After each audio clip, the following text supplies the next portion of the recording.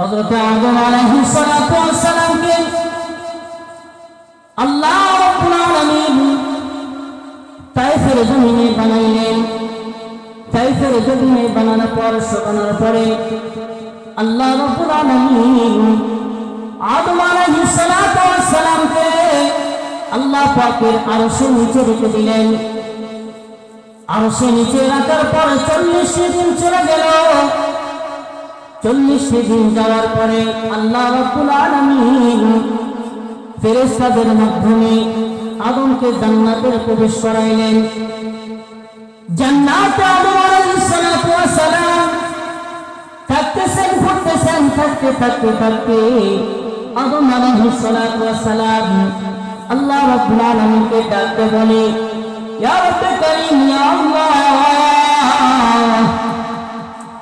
ইয়া মালিক, আমি জানলাম, আমি বুঝলাম রব্বে কারীম তুমি আমাকে বানাইছো, তুমি আমাকে সৃষ্টি করেছো।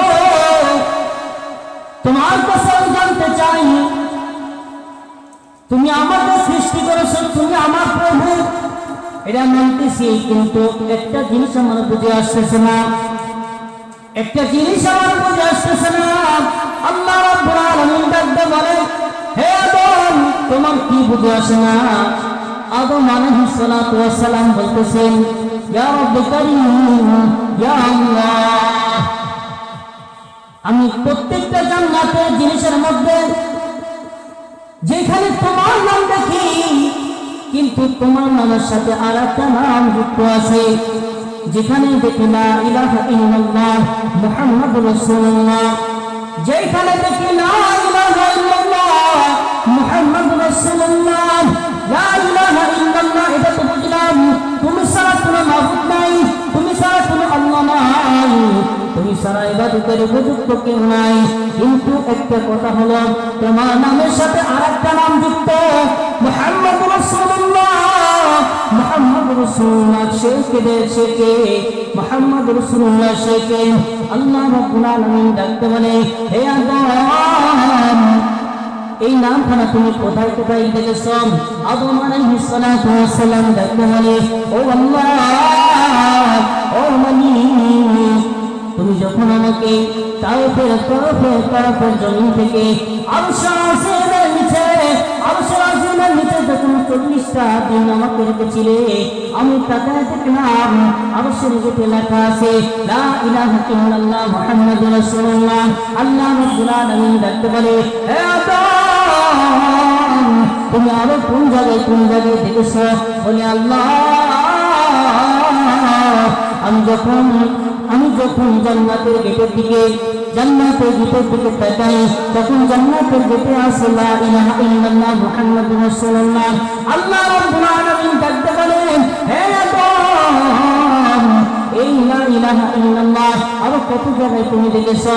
আদম আলাইহিস সালাতু ওয়াস সালাম বলেন, ইয়া রাব্বি কারীম, তুমি যখন আমাকে আরশে আযীম থেকে জান্নাতে প্রবেশ করানোর জন্য কতগুলো ফেরেশতা পাঠায়া দিয়েছিলে, ফেরেশতারা যখন আমার কাছে যায়, আমি প্রত্যেকটা ফেরেশতার কপালের দিকে তাকায় দেখি লা ইলাহা ইল্লাল্লাহ মুহাম্মাদুর রাসূলুল্লাহ।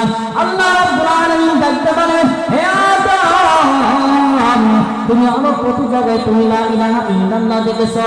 বলতেছে, আমি যখন আসলাম জান্নাতের গেটের ভিতরে দেখলাম লা ইলাহা ইল্লাল্লাহ মুহাম্মাদুর রাসূলুল্লাহ।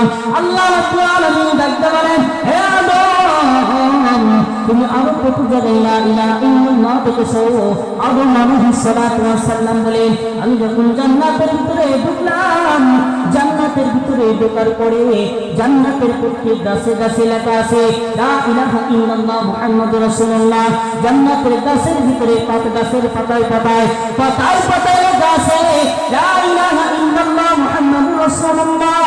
আল্লাহ রাব্বুল আলামিন ডাকতে বলে, হে আদম, আরো কত জায়গায় তুমি এই কালিমা দেখেছো?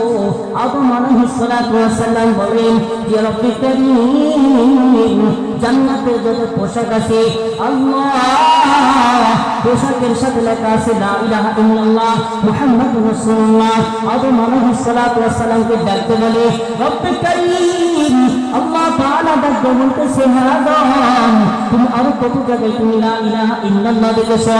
আদম আলাইহিস সালাতু ওয়াস সালাম ডাকতে বলে মালিক ও আমার আল্লাহ, জান্নাতের ভিতরে তুমি আমাকে থাকতে দিয়েছো, জান্নাতের ভিতরে যত খাবার আছে খাবারের পেটে লেখা আছে লা ইলাহা ইল্লাল্লাহ মুহাম্মাদুর রাসূলুল্লাহ।